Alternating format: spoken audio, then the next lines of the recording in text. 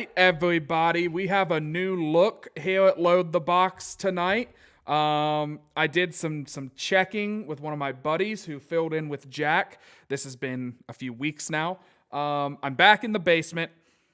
I'm using an old webcam, so I look like I'm coming out of like a cave somewhere far away. And there's a lot of news to get into tonight. There really is. There's, you see it on the ticker. Cousins is going to be back for this season, maybe next season. Well, I don't know. I feel like we're going to do this song and dance for many years to come. On what's going to happen with Coke and his contract and his situation with the team. But before we get into all that, it's been about a month since we've done a show. It's been the off season. Me and Jack have been kicking back. He's been enjoying his Timberwolves. I've been agonizing about the Reds' recent transactions now that baseball's back. I got to ask it, Jack, how have you been since the last time we've spoke? I have been doing well, trying to keep up with this news that I know you're trying to keep up with it as well. And it's not like it's been anything crazy because to be a fan of a team like the Jacksonville Jaguars right now, I don't even know like a beat reporter, I should say, for the Jags. That would be a tough assignment when they're signing the first day of free agency, or I shouldn't even say free agency, the first day of legal tampering. It seemed like, I don't even know, like 8 of the top 100 free agents went to Jacksonville, which is crazy, but they're buying in and kind of doing what I think you and I were hoping to happen this year, or not maybe necessarily this year, but within the next couple years. And that still very well could happen. But what they did, draft a top high profile quarterback in Trevor Lawrence, and they're building around him on his rookie deal. I think a lot of the fan base wanted that, and then obviously Sunday night came. It was kind of weird because it always felt like on the last show that I did on my other podcast, I talked about my feelings about it, and I was like, it feels like it was like a 60-40 chance that Kirk was going to be back. That was the last thing I said. It never felt like 80-90% where Kirk Cousins was on KFAN yesterday and said something along the lines that oh my God, I can't talk right now. Something along the lines of, I expected to be here not only in 2022, but kind of alluding to what you just said as well, for the next couple seasons at the very least. Like, he expected to be in Minnesota. The deal got done. I think it was about $14 million or so that helped out in the cap for 2022. The Vikings were able to get under that cap by, I think it was like 200-some thousand dollars. It wasn't a lot of money that they were under the cap. Had to be there today, and they got there. But yes, like you said, I have been doing well. It's been crazy. I've done probably 100 mock drafts since the last time we talked as well, so I haven't stopped on that front. But looking forward to diving into some of this free agency news. We have some draft risers for you at the end of the show, and then in a couple weeks, we're going to be hitting the draft content pretty hard. Yeah, I think that I do think mock draft season is upon us now that we've gotten the combine in. I know me and you had talked. It was basically every Wednesday. I mean, we would text back and forth, about other things, various things. But when it came to talking about the show, it was very much like, hey, are we gonna do a Load the Box this week? Should we do a mock draft? And every week we kind of agreed, like, probably not. Like, probably no, because who knows what do you take at 12? Like, we could have this number 6 overall pick if the Panthers were, looking at giving that for Cousins. We could have, no first-round pick if they trade that away to get Deshaun Watson. We had no idea what the draft was going to look like. So we kind of, we played our cards close to the vest, and now I do think we know what direction this team needs to go in, or at least we're going to have our opinions on what direction they need to go in the draft. And I'm excited to get into that in the coming weeks. But tonight it's all about free agency because you miss a month worth of shows, and a lot of news will happen to break, even though I think all of it broke like within the last 5 days. So I don't think we missed much not doing shows the last couple of the last month. So yeah, where do you want to start? Do you want to start with the Cousins stuff? I mean, that's the big ticket item. That's the one that everyone's divided about. It's the one that I'm very upset about. It's the one Jeff Hawthorne is spamming the comments about right now, telling me not to be bitter and telling me he's buying me a Cousins jersey because I'm very upset about it. I'm going to make an executive decision, and I say let's start there because I want to get your take on it. Yeah, the other stuff is going to be pretty quick too, so Yeah. we could even breeze through it and touch on it first. I'm fine either way, though. It really doesn't matter to me. If you want to You know what? No, let's save the cousin stuff. Let's let I the think people that's sit there gonna and be the beef. salivate for yeah. Yeah, that's gonna be the beef of the show. We're gonna, because I mean, we don't disagree on a lot of things, and I think we disagree. I mean, I say I disagree with you because I'm okay with it. At the end of the day, I don't think it was the direction I thought a brand new regime was gonna go, but. I guess sitting here, I'm going to preach what I've preached on the show for the last 3 or 4 years, and we had our trust bought into the Rick Spielman and Mike Zimmer campaign up until probably the halfway point last year. We said, let's give them one more chance, and if a new regime comes in and they think they can win with Kirk Cousins, I'm fine. We can see how that's going to work out, and we can get into it. We're going to start talking already about it, and then the whole show is going to be Kirk Cousins. Right. But Yeah. let's Let's start with the brief news. Absolutely. I think these are the appetizers. You know, I think that Jordan Berry is the cheese stick of NFL news. The Vikings are keeping their special teams unit together. Jordan Berry, who unfortunately had a tremendous season for the Vikings last year. You never want your punter to really be someone you're talking about having a good year, but he did. In all due respect, he had a really good year last year. So he's back with the team, and Greg the Leg Joseph is back as well. I know Greg the Leg Zoline, I think, actually has that phrase trademarked, but whatever. I like Greg Joseph. I think he's good. This might be a hot Don't take. say that. We can't say that on the show. I think there's no games for him to blow this week, so I don't think it that's matters. true. That's true. Watch this though. Week 1 of this season, we're gonna lose on like a walk-off field goal, and we're gonna be like, oh my god, it always happens, and I'm not even like we'll forget by then. Back in the middle of March, Jordan jinxed the team and threw it down the drain. But is it a hot take to say? I like Greg Joseph. I think he's a good kicker. I don't think the Vikings should have. So. Well, this is the hot take. I don't think the Vikings should have ever gotten rid of Kai Felbath. I think it was crazy to me that they got rid of him because he missed some extra points. Like, especially after that Saints game in 2017. He is like the Case Keenum of kickers for me. It's like he wasn't perfect, but he was winning you games. He made clutch kicks in the playoffs. Like, I don't know. I don't want to like get into like a heated debate about it, but that's just my personal opinion on the Vikings kicking situation. But Jack, I'll pass it over to you to talk about the kickers because I know that's your favorite thing in the game of football. It's the special teams. So, what do you think of these signings? Yeah, I think it was the right thing to do. I don't think a new regime should be going into a training camp or going to April right away and then training camp come July not having some sort of continuity within the special teams units, because as Vikings fans know all too well, going into the season with uncertainty at those positions, it can be utter chaos, quite frankly. And for a new regime that's already going to be getting backlash with the Kirk Cousins news, it's already going to be getting some backlash regarding some higher end veterans that still have decisions to be made. They're going to be getting some backlash. I think they know that. I don't think it's warranted yet because we haven't seen the product on the field, and that's what we'll talk about a little bit later. But at the end of the day, I think it was the right decision. That doesn't mean you can't bring someone in to compete with either of them, but let's just get past that. It is special teams. We don't need to spend the beef of the show talking about that, because if we do that, then we start propping these guys up, it's going to add weeks on to what Jordan just said of them missing kicks at the end of the game. Yeah, I agree with that. Let's move on to somebody who I was at first very excited that we signed, and then my excitement quickly dwindled. I think the headline I saw was Vikings sign Arizona Cardinals linebacker.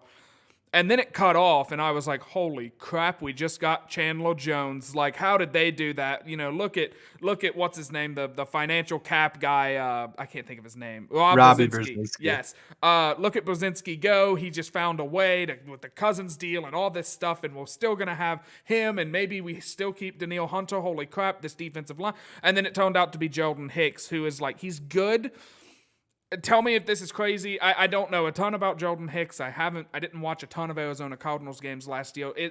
Is Jordan Hicks similar? I mean, it feels like almost the Nick Vigil deal from last year, where we're bringing in a guy to kind of be second fiddle.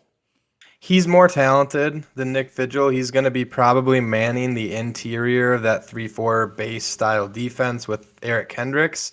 I don't know what it means for Anthony Barr, but from what I've read up on him, he was a tackling machine. He had 117 plus tackles in back-to-back seasons. So for the last 3 years, he's made a ton of tackles. The Cardinals have drafted a linebacker in back-to-back drafts now, or within the last 3 years. They've drafted a linebacker in the first or second round, I believe, and I'm not 100% sure, so don't hold me to that. But he was able to hold off those younger rookie, lot of high upside rookie linebackers that came into that building and hold his starting position. So that's definitely worth monitoring. And I also saw, I think he had a really good pass rushing grade as well. So having guys that have the flexibility, he can get after the quarterback, he can play in coverage, and he can tackle out in space. I think it's a good underrated signing like you. I don't know a ton about him. We'll learn a lot about him because I think he's going to be one of the mainstays of this defense for the next 2 years, whatever the deal was that he signed. But I think it more than likely means that Anthony Barr isn't coming back. I don't know if that's necessarily 100% set in stone quite yet. I think that was one of the players that I was hopeful that if they miss out on a Zadarius Smith, if they miss out on a Chandler Jones, let's see what Anthony Barr can do in the proper scheme of defense that he was kind of drafted out of UCLA as, and obviously never fit into that with the 4-3 style. But I think it's a good signing. It wasn't anything that broke the bank either. So if they can start getting some other restructures done, I think they're going to free up some money, and they're going to be a team that is going to be in play in the second and third waves of free agency.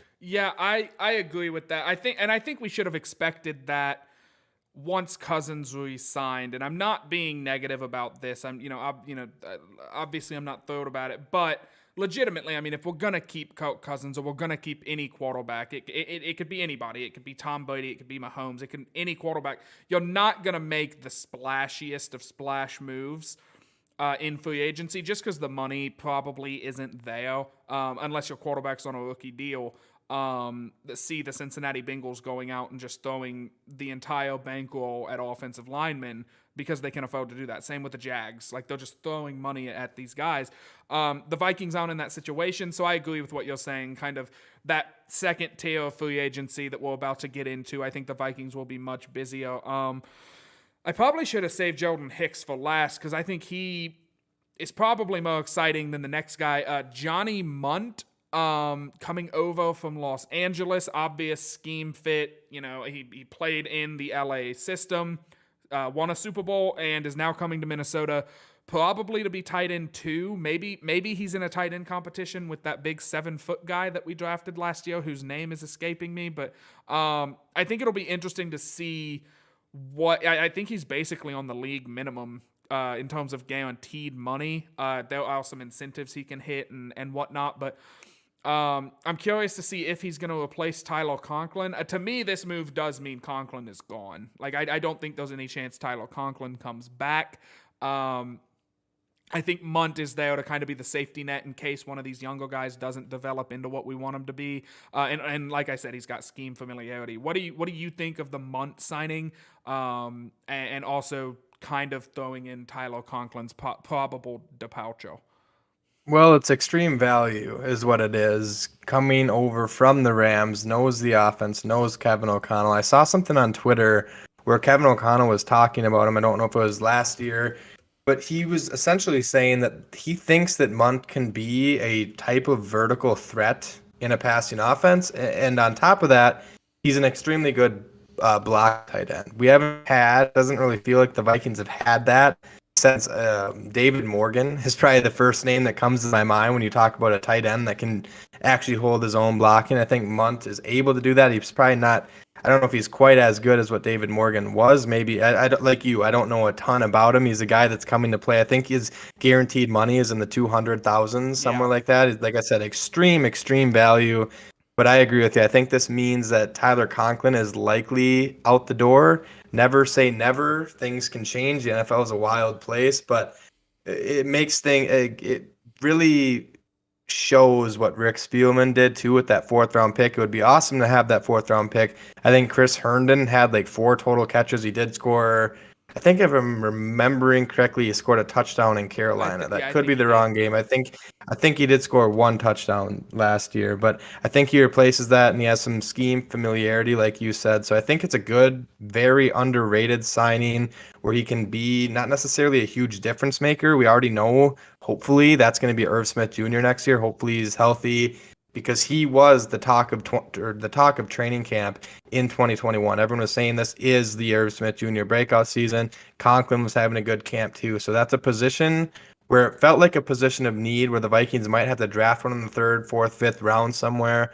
Maybe the Munt signing prevents that. Maybe not. Who knows? But I think there are other areas where this team is going to need to be focused now that they at least have, at the very minimum, someone that can probably fill in as a tight end too. Yeah, I think that it's that's gonna be one of those like very dedicated fan like storylines to follow. That is not something that my wife or my mother is gonna care about. Like, oh, this tight end 2 battle is really heating up between, rookie TBD and Johnny Munt, who came in. Like, Munt's got the advantage because he knows Kevin O'Connell, but the rookie tight end is so talented. You know what I mean? Like, that's something me and you could probably have a field day doing, but I don't know if that's exactly headline grabbing.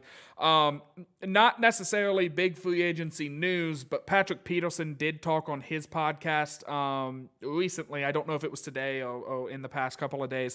So basically said he would love to come back to Minnesota, said the ball was in the Vikings' court. One, because you are the man on the inside, blah, blah, blah, whatever. Do you have any personal, do you want to break any news here on Load the Box? But in a more serious way of asking, what do you think's going to happen with Patrick Peterson? Do you think he'll be back, or do you think that there's just no money in the banana stand? I don't have any news as of right now, but I think if you look at it from a Vikings perspective, you have to be trying to get Patrick Peterson back, because I've said this on probably every show that I've done in the last 3-4 months. Right now, the Vikings starting cornerbacks are Chris Boyd, Cameron Dantzler, and Harrison Hand. That is not good enough. I think there's still a lot of high hopes for Cameron Dantzler, but I don't want to look at Cameron Dantzler quite yet as the first cornerback on this roster. Patrick Peterson had his ups and downs, but I think overall he was fairly solid throughout the year. He didn't get targeted a lot, which I think it shows that he still has it a little bit. He has some gas in the tank left. Hopefully you can bring him back on a team-friendly deal if he's willing to come back. I don't think he's going to take a box of peanuts to come back, but pay the guy a little bit of money, get him back, because not only is he by far the best cornerback that they had on the roster last year, he's a vocal leader, he's a captain on the team too, so I think that's a huge signing that, again, it probably was never going to be the signing that happens right away where they're talking about it right when the tampering period starts, but a couple days into free agency, it wouldn't shock me to see him back. Hopefully he does come back. I don't know if you agree with me on that, but a guy like that is needed in this locker room. There needs to be some sort of veteran in that cornerbacks room. I know you have Harrison Smith back there at safety. That's another thing that we haven't even brought up that I completely forgot about. Xavier Woods signed with the Carolina Panthers. Yes. So right now it is Cameron Bynum season. He is literally the only other safety on this roster that has meaningful playing time when he stepped in last year for Harrison Smith a couple games. So Harrison Smith, I think I saw a stat in like 12 years he's played alongside 12 different safeties. That revolving door continues for Harrison Smith, and I think you and I are both excited to see what Cameron Bynum can do in year 2. I'm trying to think back, and I don't want to spend too much time on this, but is the longest tenured safety Harrison Smith played with Andrew Sendejo? Because he played with Sendejo for like 3 or 4 years, didn't he? Probably. It's got to be Sendejo, and I mean, what was Anthony Harris just one season? I can't remember. 2. We're gonna go down. I know. There's a whole rabbit hole. I think Anthony Harris was arguably maybe the best that he played with. And Anthony Harris, I mean, it's not like he blew things up. He went to Philadelphia last year, I'm pretty sure.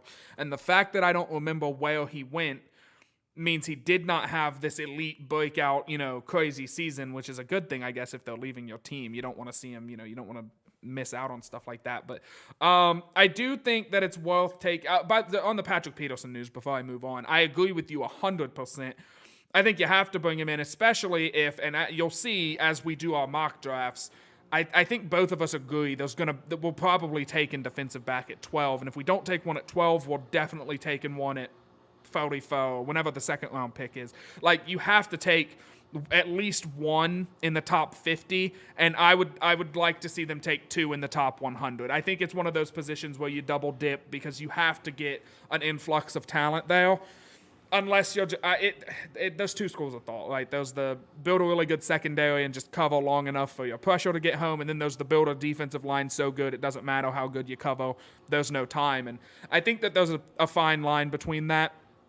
And I do think that depending on the Danielle Hunter, whatever happens with Danielle Hunter, depending on who's there at 12, I think there's a lot of ways this draft could go. But assuming the Vikings are bringing in a young rookie defensive back that has been picked pretty highly and is going to be expected to play at a pretty high level, I think having Patrick Peterson in that locker room with him is going to always be a good thing, like 100%. And I'm not suggesting like the Terrence Newman, sign the 40-year-old to basically just be DB's coach and maybe step in to play emergency nickel. I'm talking about like Patrick Peterson clearly still has gas in the tank and could also be a mentor to a guy, like Saul Scoudno, maybe, to a guy like, there's a bunch of corners I can go through and little hint drop at my draft riser that I have for later on in the night. But so the Danielle Hunter stuff, let's kind of dive into that really quick. Actually, one more thing, a quick moment of silence for Tom Day, who I'm assuming actually wept real tears when the Vikings did not sign Brandon Scherf, because that was being rumored everywhere, and they didn't get him, and that would have fixed the offensive line. In my opinion, I'm doing text speak. He cured him with happy tears though, because they didn't re-sign Dakota Dozier, so they offset each other. That's very fair. That is addition by subtraction, and I hate to say that, but it does feel like the Vikings are going into this season right now. There's a name out there at center that I think every Vikings fan is talking about right now, but we'll get there in a second. It feels like the Vikings are going in and Wyatt Davis is going to have to be like the savior at guard. The same way Ali Udoh was the savior at guard. The same way Drew Samia was the savior at guard. And I'm a big Wyatt Davis fan. I think he's going to be really good. But I also was a big Ali Udoh fan. I thought he was going to be really good. And I was a big Drew Samia fan. I thought he was going to be really good. I don't know anything about guards, okay? I look like one. I don't know how to watch them and scout them. I just think if they, are blocking guys after the play, they play with meanness. I like them. Like, I'm not a big, I'm not an offensive line expert. But I just don't want I don't want to do that again. Like, I want Wyatt Davis to play so badly, but I don't want him to be like the only answer we have for guard. Otherwise, we'll trot an Ali Udoh out there, or we're going to move... oh my God, Garrett Bradbury over to guard and have him take guard snaps or something. Like, I don't want either of them to play on the line next year. So before we get into the Danielle Hunter stuff, talk about the dream that is getting J.C. Tretter on the Vikings. Of course, the president of the Players Association and the Browns released him yesterday, I believe. Yeah, I mean, just getting competent center play for Kirk Cousins where he's not having him backed up straight into Kirk Cousins' lap. I mean, it's something that this fan base has called for since 2018. I mean, 2018 happened, Kirk Cousins was getting pressured. 2019 happened, Kirk Cousins was getting pressured. So on, so on, so on. It hasn't changed. I think they were able to, hopefully, and this isn't set in stone either, but it seems like they have two bookend tackles now. You can't really make the argument on that right side. The left side might still be up in the air with Christian Darrisaw.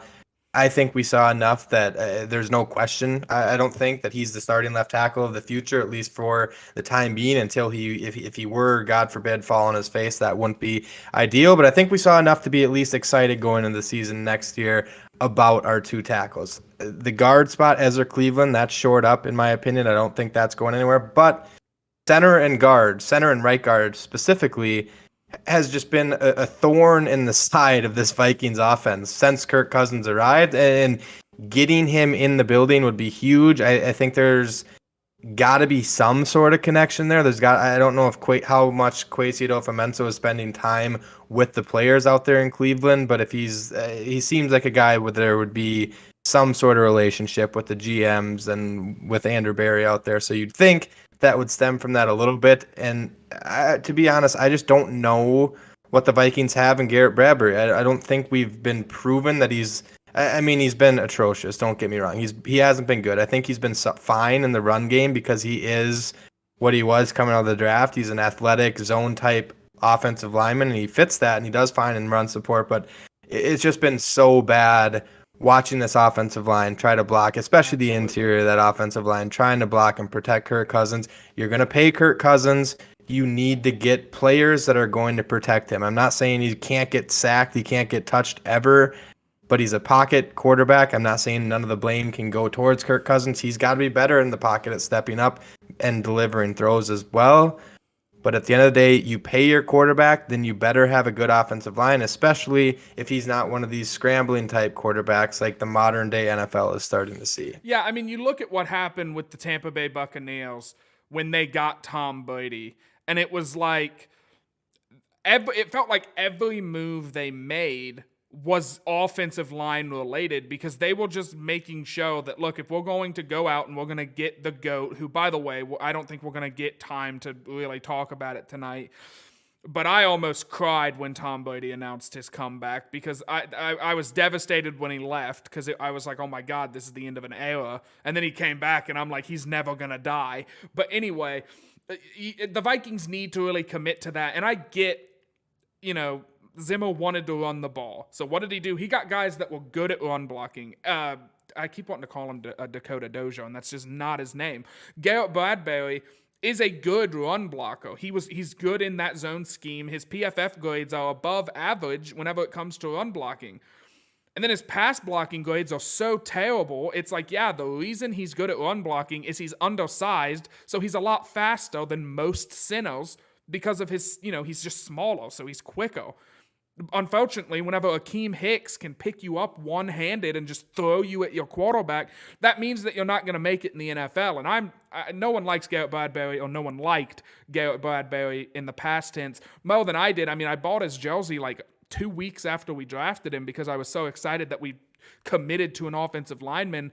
And now here we are, 3-4 years later, and it's time to move on from him, in my opinion. And I think J.C. Tretter being a free agent, it's similar to, and look, we talk about oblong footballs on this show. We did a whole show where we kind of danced around the Deshaun Watson thing and tried to talk about it from just a football perspective. When a guy like Deshaun Watson, or a guy like back in the day, Peyton Manning, oh, hell, even today, Russell Wilson becomes available, you make phone calls. You check in. You just float it just to see what's out there. I think Kwesi has to be floating out to J.C. Tretter's people that there's interest from the Vikings, the same way that every team in the NFL should probably be checking in to see what J.C. Tretter is up to. He's been a top 5 PFF center for like 3 or 4 years straight now. He's really good at football. He's really good at blocking. That's run game. That's pass game. He's a complete center, and if the Vikings can find some way to weasel him in and get under and stay under the cap, I'm all for it. I don't care. Trade Adam Thielen to get him. We don't need him. Whatever. I'm trying to keep up with comments here a little bit. Tom Day says Austin Schlottman, I believe is how you pronounce it, from the Broncos is a name he wants. And he's more upset that Aaron Rodgers is staying in Wisconsin. And then Jeff Hawthorne's still trolling about me not liking Cousins. Yeah, I think that Aaron Rodgers news, that was one of the things that broke while we were away. I definitely think that that's something we probably should have seen it coming, but how can you not be optimistic whenever? I don't know. It would have been cool if he left, but he'll probably retire a Packer the same way Cousins is probably going to retire a Viking. I think they're just tied at the hip. But that's okay. He'll keep choking in the playoffs like he does every year, and we'll keep getting to laugh. I'm trying to think of what else. I guess we move on to the Danielle Hunter stuff. They also. One more guy, Harrison Phillips. Don't need to spend a ton of time on him.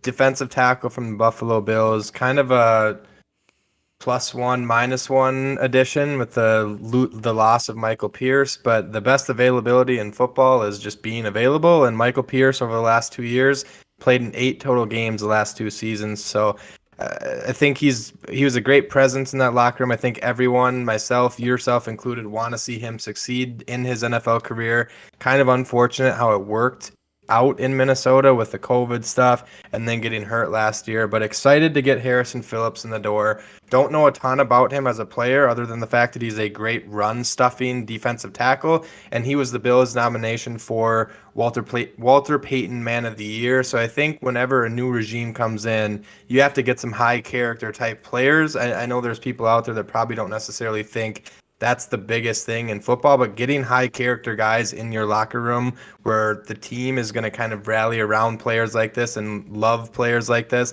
I think this is an addition like that. Great in the community. He has he's got a nickname. It's like Horrible Henry or something like that. I don't know if I can look it up here in a sec too. It's something like that. He has some fun nickname, and everything that I saw on Bills Mafia Twitter was saying you're gonna love this guy. So excited to get him in here. Kind of sucks to see Michael Pierce go, but I think it freed up like a couple $100,000 in cap space. And what do you know? The Vikings are a couple $100,000 in cap space underneath the cap today. So. Yeah. And like I said, don't know a ton about him. Good defensive tackle. I think he started in 8 games for the Bills. Good in run support, and I think he can kind of fill that Michael Pierce void that he leaves. It's kind of weird that they flip-flop the one for each of them, but excited to get a high character guy in the door. And if he does have nicknames like that and he is a fan favorite, I think it's safe to bet he's going to be a fan favorite here as well. Absolutely. Tom Day is in chat breaking news. The first person I saw when I pulled up Twitter to break some news was Will Ragatz, friend of the show. Just a little... Let me pick up that name that I just dropped. Vikings have agreed with terms with guard/center Austin Schlottmann. Tom Day, good lord. Well, I'm not a big Babe Ruth. Just call the shot and then knock it out. Pulling the jack. Did he see that before? I legitimately. Oh man, I don't know. The timing is interesting because Will Ragatz tweeted it like 15 minutes ago. And we've only been live for like 35. So Tom Day, if you are using performance enhancers by checking Twitter before you say I want someone and then we like already knowing we got them, that's cheating and that doesn't count. But if that was legitimate, then good on you. But yeah, I mean pretty good. Will Ragatz, in his opinion, Schlottmann does not appear to be a scouting option. Says he's more of a depth piece. I guess we'll see what's going to end up happening with it. But yeah, so Schlottmann, that's the latest name. I completely forgot we signed the defensive tackle. Tom Day says he cheated. This is the worst night. This is I hope. Also, not Vikings related, but Von Miller to the Bills for 6 years, $120 million. Isn't he like 36? A little bit. He's like 32, I think, but that God. seems slightly aggressive. But Bills are in win now mode, I guess. Get the bag, Von Miller. Free agency's been really fun for everybody else this season, it feels. It's always that way, by the way. I'm not like, oh, woe is me. The Vikings never do anything exciting. I'm not that guy. I'm just saying, like, free agency this year has been pretty fun. Like, what's his name? The pass rusher that signed with the Cowboys, and then the Broncos just came in and pulled the rug out, and they tweeted out the surprise gif, and like that was very fun. Like, there's been a couple of very funny moments from this. But yeah, so the Vikings do add an offensive lineman. I was hoping news would break during this show, and I was hoping it would be J.C. Treader, because I don't have champagne, but I would have shaken up like a Coke and sprayed it on my camera or something to kind of cheat. But I guess let's really quickly, I do want to get your opinion on Danielle Hunter, and not necessarily on Danielle Hunter himself as a player. I think we both agree Danielle Hunter is a premier pass rusher when he's healthy. It's mainly like, okay, so we want J.C. Treader. What contracts do you see on the books right now where you're like, and I know we're not financial wizards, I know that's not our jobs, but like, who do you think is going to end up maybe being a cap casualty, or is going to kind of be given that, hey, you can restructure your deal, or you can walk out the door and test free agency? Who do you think's on that list? Because a lot of people think it's guys like Adam Thielen, Eric Kendricks, Danielle Hunter. Yeah, it's going to be interesting. I think the Kirk Cousins signing makes it even more interesting because now I don't think you can lose that many players on the defensive side of the ball. There's no depth there already. You don't have superstars. If you start losing guys like Harrison Smith, Eric Kendricks, Danielle Hunter, that takes out the best player from all three position groups on the defensive side of the ball. And I that would blow my mind if it got to that point, especially when they said, hey, we love the way Harrison Smith can play back there. We like Anthony Barr, Eric Kendricks in the middle. Danielle Hunter is first and foremost, in my opinion. And if you're going to miss out on the Za'Darius, the Chandler Jones, there's no way you can let Daniil Hunter leave that building, in my opinion. I don't know what type of contract it's going to be. I would hope he'd be willing to take some sort of discount because he's been hurt the last 2 years. He needs to prove that he can stay on the field and start producing 15 plus sack seasons again, because if that's the case, you can't lose that. Premium pass rushers do not grow on trees, and I don't think I almost just said Rick Spielman. I don't think Kwesi Adofo-Mensah is going to trade Daniil Hunter when his value is as low as it is. If he plays next year and he produces 15 plus sacks, you can bet money that you're going to get a first or a second round pick for Daniil Hunter. I don't know if his value is that right now because he's been hurt the last 2 seasons, but you need premium pass rushers on the defensive side of the ball if you want to find success in this league, and he is the only one that the Vikings currently have on their roster. Yeah, I think with what's frustrating is like he played in 6 games last season, and he was leading the team in sacks until like the very end of the year. And what's frustrating to me is like there's not I can't point to a guy that if Daniil Hunter leaves the team, I immediately say the number 12 pick has to be a pass rusher, and you might want to consider moving up a few picks to make sure you get a pass rusher. I know I brought up, and I can't remember his name because we haven't done a show in a while, and I haven't actually done a mock draft in like a week and a half because I've been trying to hold off. But like the Greek guy who I love, and I can't think of his name, but the Greek freak that he's been falling in mock drafts, he's fallen down draft boards. If he's there, I'm a big fan. Oh, it's George Karlaftis, yes, I think is his name. Yes, Karlaftis. And if Karlaftis comes, like I would be happy with him at 12 if we get rid of Daniil Hunter. The defense is really going to evolve around Daniil Hunter's health, in my opinion. Go ahead. I almost disagree a little bit with you on that. I think with Daniil Hunter, they still need to draft another premium pass rusher, whether that is a player at 12 or you trade back, secure another second round pick, and you go after a guy like Boy Mafe out of the University of Minnesota. No bias there because I don't follow the Gophers like I follow the Vikings, but they need pass rushers. I personally do not think that DJ Wanham is a great player at that position opposite of Daniil Hunter. He's a good depth guy, but I don't know if he's necessarily, he started a lot last year. I don't know if he's ready to fill that role, and getting another like guy. I'm excited. I will say this, Janarius Robinson out of Florida State, who the Vikings drafted in the 4th round last year, similar build to Daniil Hunter, got hurt at the beginning of the year, got put on season-ending IR. Excited to see what he can do. I think he fits a 3-4 style defense a little bit better as well. Not sure where that's going to go. Like I said, he was a 4th-round pick. I think you and I are both very, very, very good at finding 4th, 5th-round picks and saying, you know what, this is our guy. He's going to do absolutely. something. We didn't get to see any of it last year. Excited to see if he can do anything because I don't think we saw enough out of Patrick Jones, the 3rd-round pick, either. So they need help there. They need help at linebacker. They need help at cornerback. They need depth at safety. They need help on all 3 phases of the defense, and right now it just doesn't make sense to me. Flipping to the offensive side of the ball as well, you sign Kirk Cousins. I do not believe, I don't think they're in, now that I say this, I'm going to say I don't think there's any way it happens. Now that I say it, it will happen. I don't think Adam Thielen is dealt either because that is Kirk Cousins' go-to red zone target. He is Kirk Cousins' guy in the red zone. He's still playing at a high level when he can stay healthy. If they lose Adam Thielen, it's Justin Jefferson, and I know KJ Osborne was a great story last year. I don't think he's ready to be wide receiver 2 opposite of Justin Jefferson. That would mean Amir Smith-Marset would bump up as well.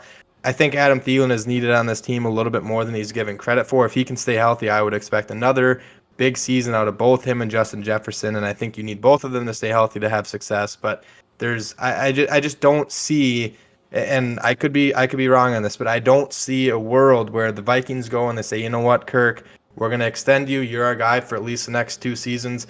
Oh, by the way, your favorite target, Adam Thielen, is out the door now. Have fun throwing it to D.D. Westbrook and Amir Smith-Marset. I think D.D. Westbrook is actually a free agent now, but I just went on a complete tangent from what I was originally talking about, which is very normal if you're a first listener I to the wanted show. to just go ahead and push my glasses up and say, well, actually, statistically, Cousins' favorite target is Justin Jefferson because Justin Jefferson is the. No, I'm obviously being a No, clown, but I think Thielen almost had 1,000 yards last year, and I think he missed. I don't know how many games he played, and I don't have the stats up in front of me. I don't know if you have that I don't quick have his access to missed that. games, but he's another guy where like he does have some injury concerns and he's getting older. I don't want the Vikings to get rid of anybody personally. I like a lot of the players that like the players that make the most money are the ones that are good. And so I want them to keep all the good players and get rid of the bad ones and then bring in a bunch more good ones. And unfortunately with the salary We cap, should be GMs. we It's should. that easy. Honestly, you give me the Yankees payroll, I could probably build a championship winning baseball team. But unfortunately, with the salary cap era, it just isn't that. Jeff Hawthorne is in there saying that the Vikings are going to go Kono at 12. I agree with you, but we're going to get into the draft risers here in just a moment. Tom Day is saying Thielen is Cup in the O'Connell offense. And Jack, I want you to respond to Tom Day because I disagree. I think Jefferson's going to be the guy that goes for 2,000 yards this year just because I think Jefferson is more talented. And I think Thielen will take on more of an Odell role. I think skill set, I don't know. I don't think Cooper Kupp is on this. Justin Jefferson, out of the Rams receiving core and the Vikings receiving core, Justin Jefferson is the most talented. I would love, and this might not be the favorite for Vikings fans to hear right now. I would absolutely love if the Vikings took a wide receiver, if they traded back and took a wide receiver in the first or second round. Pair a Chris Olave or a Garrett Wilson, Jahan Dotson, I think is his name, from Penn State. Get one of those guys and you pair them with Adam Thielen and Justin Jefferson. There's 3 receivers that are capable of going over 1,000 yards in this offense, and you can move those pieces around. I think ideally you find a bigger X-type wide receiver that can play on the outside, can stretch the field vertically and go up and win the jump balls. Because I mean, Adam Thielen and Justin Jefferson both can do that. But if you can create mismatches with either Adam Thielen or Justin Jefferson in the slot, they're going to be able to do that. They're going to be able to move guys around. They're going to be able to have Irv Smith Jr. all over the field. This offense, that's what I'm so excited about with the return of Kirk Cousins. This offense is already kind of littered with weapons for him. He has familiarity with the majority of them. I think this offense, they're going to have to, Kirk was talking about it yesterday in a interview on KFan. He was talking about the lingo is going to change. There's going to be new words. They're going to have to learn a new offense. But if they can get the playbook under their grasp from April to July, it's going to be fun watching this offense. I don't think, even though we're on different ends of the Kirk Cousins spectrum, I think we can both agree on that. This offense with Kirk Cousins, outside of potentially trading for a guy like Deshaun Watson, there was no clear-cut upgrade over Kirk Cousins. This offense is going to be at its best in 2022 with Kirk Cousins playing quarterback. And I think having the pieces set in stone for him, maybe adding another one, I think this is another, I mean, it's been a deep wide receiver class for the last 3 or 4 classes now. That doesn't change this year. You can draft one in the second or third round and they can make an immediate impact for an offense. I think that is a bigger position of need than some people. I'm not saying it's as big as cornerback, pass rusher, interior offensive line, but it's a top 5 position of need in my opinion. Yeah, talking about the wide receiver, I'm so excited to do a mock draft. I'm gonna do 15 of them tonight after we stop doing the show, but we have to get one in soon because one guy, he's not my draft riser. He might, I don't know if he's on your list because we haven't talked about it. Sky Moe out of Western Michigan. My God. Is he like the more I look at him, I'm just like, holy cow, that is an NFL. He could be he could sneak into the first round. Honestly, I could could see him. He's a second round guy probably, but the talent is there, and he could be a difference maker in the NFL. He's incredible. I mean, I'm incredibly impressed every time I watch him do anything that involves football. But should we get into draft risers? Because we're almost 50 minutes into this show. I guess we should probably move things. Is there anything else you want to bring up? We can wrap with the draft risers and do that kind of quick. We should probably talk about Kirk Cousins since we said we were going to. Son of a biscuit. We cannot. We're going a little long. It is what it is. We'll make it quick, but I'll go first and kind of give my side because leading up to this show, I've talked about, and I've said it on my shows, I've said it in writing. I thought that the best option was to get the value now for Kirk Cousins. He's a 34-year-old quarterback. I think you could have gotten, I'm not saying a Russell Wilson type haul, but there is no reason the Vikings couldn't have gotten like a first-round pick, maybe a couple day 2 picks, and maybe even a player. That might be a little bit of a stretch, but there's no reason there wasn't a team that would be willing to pay for that. I know, especially now, if he was willing to play, I think it's a $31 million cap hit in 2022. Carson Wentz is playing on $28 million. I'll take Kirk Cousins at $45 million over Carson Wentz at 28 because I do not like Carson Wentz. I've been very clear about that since he came into the NFL. But I think kind of going back to what I was just saying about the offense, this offense with Kevin O'Connell, there's a lot to be excited for. And when Kevin O'Connell was hired, when Kwesi Adofo-Mensah was hired, everyone was excited because it's a new regime. That new regime came into the building and they thought that the best chance that they have to win in 2022 and now 2023 is with Kirk Cousins at quarterback. I think you can get out. There are ways out of his contract. And at the end of the day, I think it's probably smart for them to do that because now if Kwesi Adofo-Mensah and Kevin O'Connell lead the Vikings to a 4-win, 5-win season next year, they're going to be like, you know what? Kirk Cousins isn't our guy. We're going to find our guy now in a much, much, much stronger draft class than what we're seeing in 2022. So I think this idea of a complete rebuild, I don't know if that was ever the case. It's a new GM and a new head coach. They want to win football games. The best chance this team has at winning football games in 2022, unless they would have done some crazy trade and went out and gotten a Russell Wilson or Deshaun Watson, like I said earlier, was having Kirk Cousins play quarterback for this team. And there's a relationship already there with Kevin O'Connell and Kirk Cousins. I think it makes sense. I think Vikings fans kind of freaking out a little bit over this. I think they need to take a little bit of a step back and just let Kevin O'Connell and let Kwesi Adofo-Mensah do their jobs. It's their first time doing this. And I think having a veteran type quarterback is going to help guide them throughout the process. Yeah. So my big issue with the Kirk Cousins thing, and I'm there are people out there that work for Vikings territory, the home of Load the Box, like, you know, Dustin Baker specifically, who are the biggest Kirk Cousins crusaders. They defend his name, they defend his I don't honor. think I've seen people come to Dustin and say this, and he bounces back with saying, like, all Dustin does, and it drives people nuts, and not myself. I think I get a good kick out of this, but all Dustin really does is provide statistics where Kirk Cousins is higher than a good majority of his quarterbacks. I'm not saying it's a bad thing to defend Kirk Cousins. I think Kirk Cousins is like a top 12 yeah, but I think quarterback. I don't know if he likes being labeled as this complete Kirk Cousins fair. crusader because I don't think he is that. I think he's just saying, like, this is Kirk Cousins. Like, this is what we have. I think you're going to miss him if he leaves, which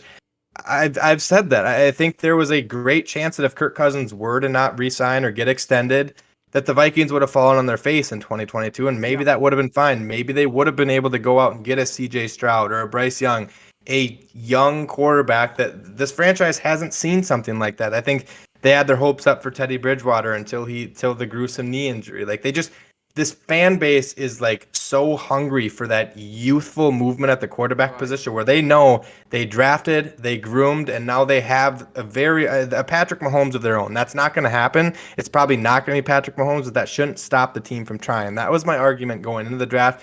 And quite frankly, I don't think there's ever going to be a time where Kirk Cousins' value is higher than what you would have had this year. So that's where it's like, it's a little bit confusing to me, but you got to let the pieces of the puzzle fall into place, and let Kwesi Adofo-Mensah and Kevin O'Connell do their jobs. Well, so far to me, what it seems like the new brass is doing is, by the way, Chris Land in the chat saying, "What's up?" Hello, Chris Land. Thanks for tuning in.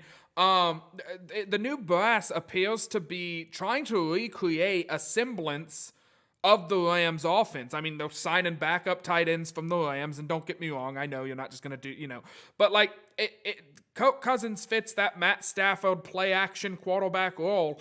Anyone who knocks Kirk Cousins' arm talent has never watched Kirk Cousins play a game in their life. Like, I get Mike Zimmer held back Kirk Cousins from throwing the ball deep. Sometimes I do think Kirk Cousins didn't throw the ball deep because he wanted to take a check down instead of, maybe going one-on-one with Jefferson down the field. Whatever. I'm just saying, like, when Kirk Cousins decides to sling it, he's not throwing 80 yards from his knees. He hits deep balls as good as any other NFL quarterback. My issue is, I feel like there's a lot of people who say, like, Kirk Cousins is the best we can do. And it's a lot of, and I'm kind of subtweeting my father here, but like, it's a lot of these Vikings fans that they've always known like the argument is like, well, the Vikings never draft their own quarterback. I mean, look at 2009. We got Favre from the Jets/Packers. We got Case Keenum as a free agent, and he had to come in and be the backup to take us on this magic carpet. Like, we got Randall Cunningham. Like, even Brian Talkington left and then came back and was really good for the Vikings. Like, all of them seem to be free agency signings. We never draft a guy. And I just don't get that at all. Like, I don't get this, Cousins made the playoffs a few years ago. You know, he's playing at 500 levels. You look at his stats, he's pretty good. And it's like, Alex Smith also had good stats and made the playoffs consistently and was competing for divisions. And the Chiefs straight up gave him the middle finger, traded up and took a guy. Jimmy Garoppolo was in a Super Bowl like 3 years ago. And the 49ers mortgaged their future to go up and get a guy because they were like, you have to have that elite level quarterback to win in today's NFL. And you're gonna whiff. Like, the teams are gonna whiff on guys. That's just point blank. But when you see teams like the Bengals that are an embarrassment NFL franchise, they go out, they have a terrible season, they get Joe Burrow. Okay, Joe Burrow's kind of extreme, but like, they get a young quarterback, he's really good. And then they're able to go out in free agency and they sign a defense that gets really good. And then they ride him all the way to the playoff or to the Super Bowl, and they lose in the Super Bowl. Okay, whatever. At least they made it. They've made 3 since the Vikings last made one. Like, that's a fun stat that I have to deal with living in Cincinnati. So what? It's so frustrating. Like, it's so frustrating. And I get this draft class is not going to be great. I don't have high hopes for it. You know, the last draft class I could think of that wasn't supposed to be great, the quarterbacks in it, you know, the first one to go off the board was Mitchell Trubisky. We saw how he walked out. And then the next one to go off the board was, I think, Deshaun Watson. No, Mahomes was 10 and Watson was 12. Okay, so yeah. So it was Watson and, oh, God bless it, Mahomes and then Watson. That was not supposed to be a good draft class. Like, that draft class. Well, and the same thing with the following year too. I mean, Josh Allen, Lamar Jackson, those guys weren't supposed to be superstars, and that's where I think you and we have this middle ground. I think there's like a little bit of an extremist with Kirk Cousins, where it's like you either love the guy or you hate the guy. I think it's okay to live in the middle somewhere and be like, you know what, the Vikings can win with him. And the thing is, I think there are ways out of this contract and where they can blow it up next year if that's what they want to do in a much stronger quarterback class. So we don't need to spend a ton of time on it. We will be talking about Kirk Cousins until our faces turn blue all season long. So you'll get to hear our takes on Kirk Cousins, but I'll just wrap it up and say I think what he did, he's playing on a $31 million contract this year. I think there's some money that follows him into the following year off of that.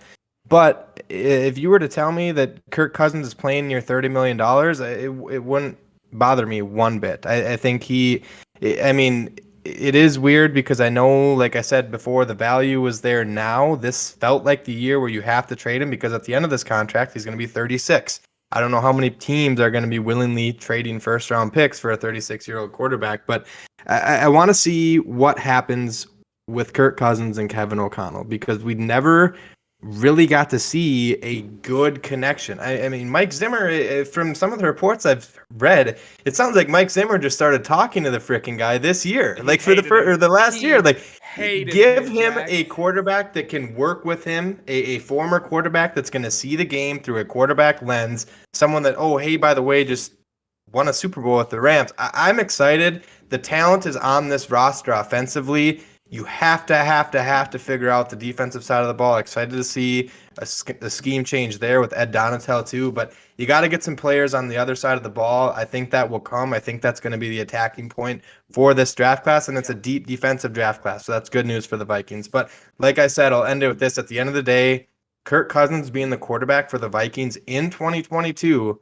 and like I said, I was on the other side of the spectrum. I was ready for him to be traded, but I'm not going to sit here and argue that Kirk Cousins, I know for a fact he gives this team the best chance at winning football games in 2022, and I don't think a new regime is going to come in the door and say, you know what, let's rebuild and start out where we have a losing season in year one right away. I don't know if that's going to sit well. I'm not saying Kevin O'Connell and Kwesi Adolfo-Mensah. I think they could go 0-17 in 2022 and still have a job the following year. You can't fire a new regime that quickly. But I think there's some flexibility. I know there's a no trade clause. I think Russell Wilson, I think Deshaun Watson both also have no trade clauses. They're always out of the contract the following year if the Vikings do fall in their place. But let's just see what happens. Let's ride it out and see what this offense looks like. I'm excited to see the offensive side of the ball. I'm excited because you know what? Now I know Justin Jefferson is going to have a monstrous year if he stays healthy because he has a quarterback throwing the ball. We don't know that if it's Gardner Minshew or Marcus Mariota or those guys that we were talking about as a bridge type quarterback, or if it is Malik Willis. We don't know if Justin Jefferson's going to stay happy either. I think there's this made up narrative that Justin Jefferson doesn't like Kirk Cousins. I mean, he's given him all the credit in the world saying, you know what, Kirk, where would I be? Kirk Cousins is throwing me the passes. Like Kirk Cousins is a good quarterback. So I think for the extremists that are like on the far end of the spectrum saying, I don't even want to watch the Vikings this year, pump the brakes. Let the new guys work and let's just kind of see what happens. Because at the end of the day, if the Vikings fall flat on their face, they are going to get out of that contract eventually. It's going to come. You'll get your time. But for the time being, let's just ride it out and see what happens. Yeah, I will say, and this will be my kind of final things. I agree with you. I think that, like, okay, look, Cousins is the quarterback. Whatever. What am I supposed to do? Root against the Vikings? Like I want them to lose? No, because I'm going to say, okay, Cousins is bad. He's not going to do anything to help this team. And if the Vikings only win 8 games next year, me and a lot of the Cousins haters are going to be sitting there stomping our feet with our arms crossed, looking at Kwesi and Kevin saying, hey, look, don't be Mike Zimmer and don't be Rick Spielman. Don't let this guy hold back your salary cap, blah, blah, blah. Get rid of him. Come on, let's move up in the draft. It's time. And if we win 12 games and win the Super Bowl, guess what? We win that way too. Because the statue's getting built out. Oh yeah, no. The Kirk Cousins statue's getting built regardless if he wins the Super Bowl or not. Everyone's gonna love Kirk Cousins if he wins the Super Bowl. It doesn't matter. If we win a Super Bowl, I feel like all 32 guys get statues. Oh, all 32. Where'd I get that? All 22 guys get statues. Like every starter or anyone that played in the game. Like just build them around the stadium. But just give me a Kirk Cousins statue on the Vikings ship. Doing one of these, cool. wearing a Let's Frickin' Go shirt. Yeah, Let's Frickin' that was look, he's funny. He's gonna be I think he's going to maybe not Monday Night Football now that Troy and Joe are going to Monday night, but he'll call games after his career and he'll be very good at it. But also historically, up until Matt Stafford just won one. Typically, it's only rookie quarterbacks or Tom Brady that win Super Bowls. Not rookie. Well, that's because Brady is every other year. Yeah, so, and he also takes pay cuts because his wife is a supermodel, and I'm so glad he's back. But anyway, let's get into draft risers. I've got one guy. I went defense for both of mine last month. Whenever we did this, I remember my draft riser was George Karlaftis. I said, I'm seeing him fall and fall and fall down draft boards. And it's one of these situations where he started as a consensus top 10 pick, but now everybody else is showing so good in combines and pro days and all this that he just keeps falling and falling. So I think there's going to be great value for whoever ends up getting him, and I still believe that because I still like him a lot. Just as that power, big pass rusher. Your guy was what's his name? McDuffie, Trent McDuffie. Yeah, and I've actually pumped the brakes on him a little bit. I don't know if you saw the metrics where he tested his arms where yes. he got put in a category of arm length cornerbacks at the combine, and I'll just say this, it wasn't a good list to be on. The arm length's not there. He's like 5'10". Still like the guy a lot for like a nickel type role. I just don't know if you're drafting a nickel type player at 12. Yeah, I agree with you on that. I think those measurements did hold him. Same with Kenny Pickett, having those little tiny baby hands. But I'm going to cut off the comment section now, and I'm going to just catch us up really quick, and then we'll do the draft risers, and then we'll get out of here. Chris Land says, what position do you think the Vikings will go? I edge O'Connell. I think are we in agreement with that at 12? Defense. Yeah, defense. Somewhere, just throw a doubt wherever it lands. Pick it.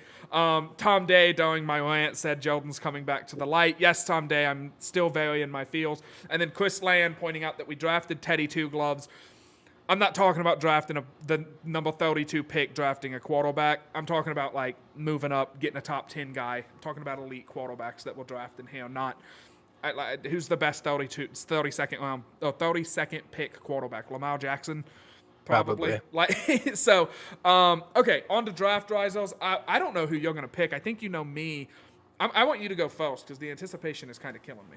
Yeah, I actually have three, and I'll just do them super quick because I know we went a little bit long and we waited till the last moment to talk about Kirk Cousins. If that's why you tuned in, I hope you made it this long. But I have three of them, and there's two on the defensive side of the ball in the secondary, and one is actually a quarterback that I think you are going to be very, very fond of. I'll start with that because it is a quarterback. It's the sexy of the group, and Desmond Ritter has done himself a lot of favors throughout the combine, where he's running a Yes. 4.59.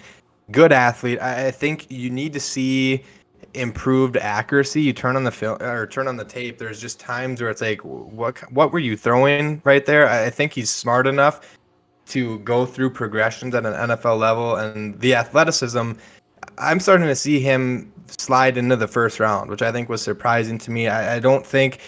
I'll say this too. It wouldn't surprise me if the Vikings liked a quarterback in this draft class and they groomed one under Kirk Cousins, because this is a class where I don't think you're going to necessarily see. It's a class with a lot of strong traits, but not necessarily day one starting caliber quarterbacks. There's guys like Malik Willis who's breaking records at the Senior Bowl throwing a football 75 miles an hour. I don't even know how that's humanly possible, but the traits are there. Malik Willis is a rocket launcher of an arm. I think you can kind of see a little bit flashes of a Marcus Mariota in Desmond Ritter's game. So I think he's a guy that if the right team falls in love with him, I wouldn't be shocked to see him go in the first round. And I don't necessarily know if I'd want the Vikings to take him there in the first round. If it was a second round pick, I'm all for it. Go for it if that's what you want to do. But he's kind of the one out of the group. Malik Willis has also done himself favors, obviously. He was kind of the talk of the combine. You saw the cool video of him giving out some stuff to a homeless woman, and then you see him put up big numbers. It's cool to see guys rising throughout the combine process and Absolutely. seeing a video like that where he's not even focused on himself, focusing on others. Obviously, that was pretty cool. But the other two, I don't know if I've ever talked about either of these two with you. Jalen Petre is one of them, the safety out of Baylor. Okay. Love watching him on film. He flies around. He's a good tackler. I think there's a chance you can kind of bump him down and play some nickel. He can kind of one of those pieces where you can move him around. He can be in the box. The Vikings need help on all three phases of the defense. Having someone like that, I think he would come in and immediately possibly take Bynum's job, but I think you can get some three safety looks too, especially if they don't have a legitimate nickelback. And then the next one is a cornerback out of Nebraska, going somewhere in the third round right now. I think the Draft Network actually has him ranked as the 100th player in their mock drafts right now. Cam Taylor Britt, a cornerback out of Nebraska. Super physical, another guy that I think you can have make a difference in run support. He can cover, he's sticky enough in coverage. I like him. Turn on the film. I think if I were to tell you one, I have to say one of the three to have you watch, but I know you'll probably watch all three of them, or you've watched Desmond Ritter quite closely over the last Yeah. couple of seasons. But watch Petre and then watch Cam Taylor Britt. You can watch their film, and I think you'll agree with me on those two. Yeah. So I'm gonna one up you here, just a little bit, and I'm going to.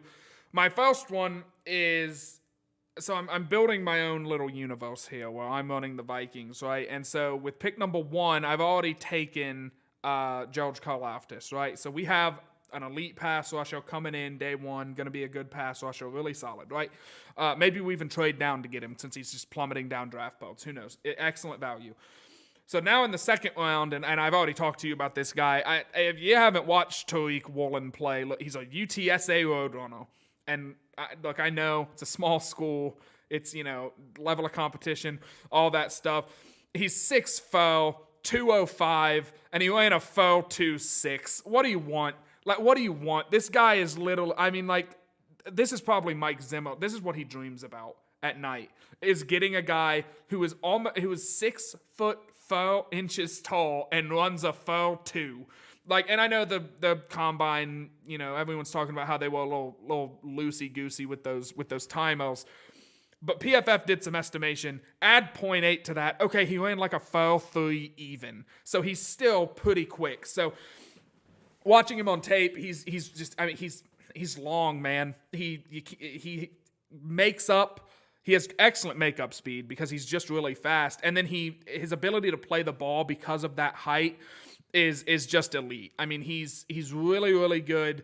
Runs. He went there as a wide receiver too, so he's got the ball Yes. Yeah. skills Yeah. Yeah. as a wide receiver. I thought he did, but I couldn't remember if that was him, and I was like, because I've looked at like a ton of Connells, obviously, because that's what we need, and I was like, I think that's him, but I'm not gonna speak out of tone. But yeah, man, I mean, he runs like a gazelle. It's just insane to me to watch him. But then another guy that I've had my eyes on is close to home, offense. He's an offensive tackle.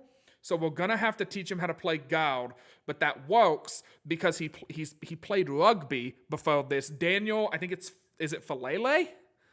Yes. Okay, cool. So yeah, Daniel Falele coming out of Minnesota, just a real big, mean guy. I mean, I don't know. His size is what draws me to him, and just slapping him in the middle and telling him do this and don't let people get by you is attractive to me.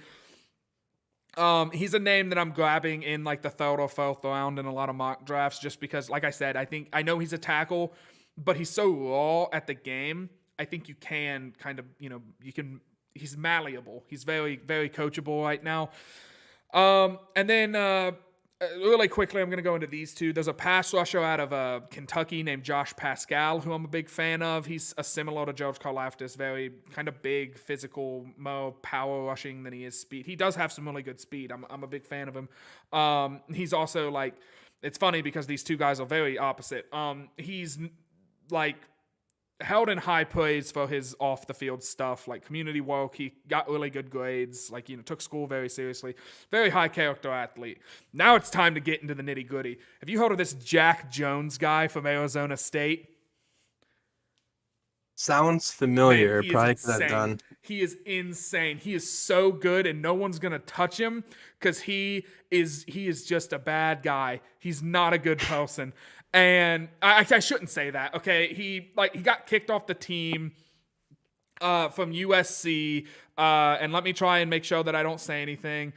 Yeah, it was just academic issues. He got kicked off the team, and then he got into some trouble with the law and found himself at Arizona State. Well, found himself at a JUCO, and then back to Arizona State, and immediately had 7 picks last season. He's an insane talent. He's so good at playing defensive back. He's just one of those guys that he just gets it. He doesn't think. He just understands how to play the game and everything. And then he's got the physical tools to back it up. He's going in the 6th round in mock drafts. And I will take him every time just because it's not the Vikings thing to go after guys who have had academic and law issues and whatnot. They typically stay away from that type of thing. It's a new day. It's a new dawn. Bring him in. I don't care. Bring in Jack Jones. He'll lead the league in picks. He'll be our own little Jalen Ramsey. He'll be better than that. And, if he goes around shadow boxing some elderly women every now and then that's what we have to deal with. That's obviously a joke. I don't condone hitting elderly women, but legitimately, I do think he's worth interviewing, giving a look at, seeing, hey, how have you changed since your USC days? That was 6 years ago. I mean, that was 6 years ago that he got into trouble with the law and all this stuff happened. Let's see where he's at, because he's a freak whenever you watch him play the game of football. And if you can draft a guy who's that good at playing football that low in the draft, then you have done yourself a big service. Things that I think we missed tonight really quickly. I don't think I brought up Jalen Twyman once, and I'm really excited for Jalen Twyman to come back. From his pup issues that he had last year, but I am excited about him coming back to see what he provides. I'm gonna be all over him in camp and everything. But other than that, let's just keep our fingers crossed that we get some JC Treadle news here soon. Oh my God, our line would be complete. Yeah, it would. It would just be perfect. I'd feel wrong even saying that. I don't think I've been able to say that since Adrian Peterson was the running back. I'm going to tell you this. I'm really afraid the Vikings are going to take an offensive lineman in the first round. They're going to take Linderbaum out of where. I think with that signing, that kind of negates that a little bit. So. I hope so. I really I just don't want to. I think the defense needs too much help to go offensive There's line. too much talent on the defensive side of the ball in this class. And again, it all depends on how their board is. I think this is going to be one of those. There could be some surprising picks, because there's surprising picks in the draft every single year, because you know what? the Vikings don't draft for need. They draft best player available. And I don't want my team to change that ever. I want them to draft the player that they feel is going to make the biggest difference for their team. And that's what I'm saying. It could end up being a wide receiver. I don't think they're going to make some crazy pick where it's like, I don't even know what would be crazy because there's needs on all. A quarterback wouldn't surprise me, wide receiver, any position on defense. I think maybe tackle would probably be the only position I'd be like, okay, that's interesting to go tackle that early. It would be really weird if we drafted what's his name out of Georgia, the Nakobe Dean. It would be odd if we took Nakobe Dean at 12. That would just be probably. Oh yeah, especially at 12. That would be like a trade back candidate. Yes, absolutely. I'm just gonna say it really quick. I'm good. If you want to go ahead, Yeah, give that end of the show speech. It's been a while. If you guys couldn't tell, whoever's still listening, we haven't done one in a while, so we went over the usual time frame. But I'm sure in the upcoming weeks it'll be pretty mock draft heavy, which should be some fun. Absolutely. Well, yeah. I think it's tradition. I think you have to, like legally, I think you have to say the catchphrase before I hit the end. Yeah, I'll say two catchphrases because we have two catchphrases on this show now. First and foremost, let's